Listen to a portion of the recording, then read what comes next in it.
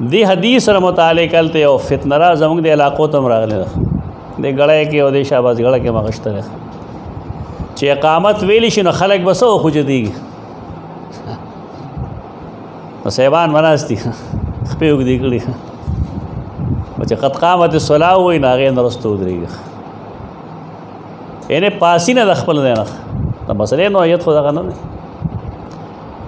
ټیک ده ته په دې قایل چې قد قامت الصلاة سره زه ودرېږم بس ودرېږم آیا دې ته دا مخکې څیز دا ادب دی او که د مونځ حصه ده شان ورشاه کشمیری رحمت الله تعالی علیه دې باندې بحث کړی دی اخو نوم نه اخلي خو بار کې چا چې دا فن وي نه پوهېږي په دې باندې دا فیض الباری جلدو صفحه 237 ويعلم من بعض الاحاديث د بعض حدیثونو دا معلومیږي چې انهم كانوا يقومون لها بعد تمام الاقامت چې صحابه کرام با اقامت پوره شو نو کله کله به د هغې نه رستو پاسېدل اقامت پوره کېدو نه رستو پاسېدل ومن بعضها انهم كانوا يقومون في خلالها د بعضو نه دا معلومیږي چې هغې به د اقامت په منځ کې پاسېدل وهكذا فی کتبنا زمونږ په کتابونو کې هم داسې لیکلي د احنافو کتابونو کې هم داسې دي ویراجع له الطحاوي حاشیة الدر المختار مالته کې ځایونو کې وکړه خو هغه مضان فیه چې کوم ځایونه وی کې میلو نه شوه خو بار کې میلو شي بیا وضو خیم حاشیه در مختار یو خو هغه کوم چې ابن عابدین لیکلی ده ته شامی وی محمد انور شاہ کشمیری رحمت اللہ تعالی علیہ ہوئی وس مسئلۃ فی ان الامام ان کان خارج المسجد احناف مسلک دار چې که امام د جماعت نه بار دی او اقامت وکړي ينبغي للمقتدین ان یقوموا لتسویة الصفوف مقتدی له پکارداری چې د صفونو د نیغولو دپاره ودرېږي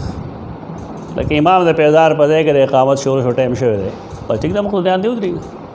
صفونه یې نیغ اذا دخل فی المسجد چې کله مسجد ته راشي وین کان فی المسجد او کنه دی په جماعت کې دننه وي فالمعتبر قیامه من موضعه نو بیا به اعتبار دی ته ورکولی شي چې دی څه وخت ودرېږي خو څنګه چې دی ودرېږي یعنې مسلمان دی ودرېد نو مقتدیان له بیا ودرېدل پکار دی دا ډېره بهترین حواله ده خو کاش چې دا په هغې تحاوي کې ملو شي دا تحاوي نه دی تحتاوي دی حاشیة التحتاوي دلته غلط دی حاشیة التحاوي نه دی امام تحاوي در مختار شرح نه لیکلی حاشیه نه لیکلی دا امام تحتاوي دی چا چې د نور لیزا باندې کار کړی دی نو هم دکې سړي په در مختار باندې کار کړی دی ته وایي حاشیة التحتاوي دا به کتل پکاري زه به انشاءالله بیا تلاش کوم وکیف ما کانا هر څنګه چې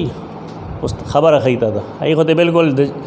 ګړی د جلال شي تا ته پته ولګي دی وي هر څنګه خبره کوي که ته د امام ودرېدو سره پاسې او که قد قامت الصلاة سره پاسې او که هر څه سره پاسې وکیف ما کانا لیست المسألة من مسائل نفس الصلاة د دې مسئلې تعلق نفس صلات سره نه دی بل من الآداب دا خو یو ادب دی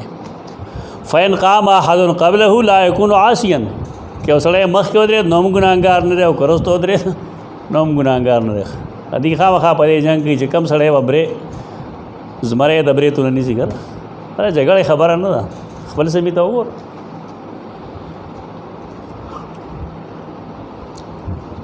آخر کې دی لګي والحاصل وی بحث یې کړی دی میانس کې حاصل دا ده چې ان الانفع القیام عند رؤیة الامام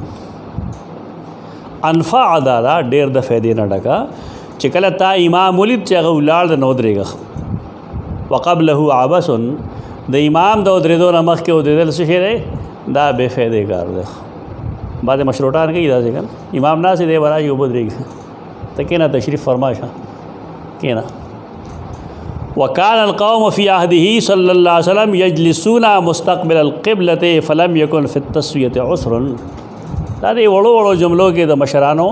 ډېر لوی علم پروت دی زموږ جماعت ته خلک راشي که کینی نو دو کسان بنای ته مړه ځان لوي هغه قبله د مخ کې کنه قبله سره نه لګي یو باغ د ناسي بل باغ د ناسي بل باغ د ناس چې څوک کشر راشي امام پسې ودرېږي اقامت شروع شو هغه ځای نه پرېږدي او بیا طبیعت خرابي ته چې مشر یو مخکې راغلی نو هلته تشریف کېږي امام پسې متصل ودرېږه نو دوی به د هغې نه مخکې ډلې ډلې ناست دي چا به دې خوا مخ کړي چا به دې خوا مخ کړي نو شاه صاحب لیکي چې کان القوم فی عهد صلی الله علیه وسلم یجلسون مستقبل القبله صحابه کرامو طریقه دا وه چې ای برالل نو قبلې ته به یې مخ و دغه شانتې به کېناستل په دې وجه رسول الله چې به راغی نو فلم یکن فی التسویة عسر په صح برابرولو کې بیا څه تنګسیا نه وه دې باب کې څه داسې حدیث څه مسله نشته چې سړی دی په یو باندې ټینګار وکړي موطا د امام مالک رحمۃ اللہ تعالی علیہ 57 صفحه کې لګي حدیث نقل کړی د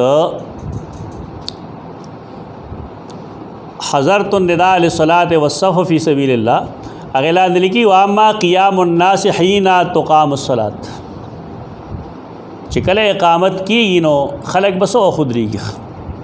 فإني لم اسمع في ذلك بحد يقام له په دې سلسله کې ما صدا سے محدد مقرر چې داغه بس لیمیټډ بحثی داغه نه دا اس حدیث په دې باب کې نشته ده الا ان يرى ذلك على قدر طاقت الناس د خلکو طاقت ته سټه مدريږي ځکه خلکو کې څوک ثقيل له څوک خفيف ده ولا يستطيعون ان يكونوا كرجل واحد او دې باب کې خلق د یو سړي په شان نشي کېدای مطلب دا چې مسله کې توسو ده تاسو هم په دې باندې خامخا سختیا مکوي چې قد قاود صلاح مخ کې مودريږي یا که څوک مخ کې ودرې نه ته بدد ویل شروع کی توسو دا وګي وستیږي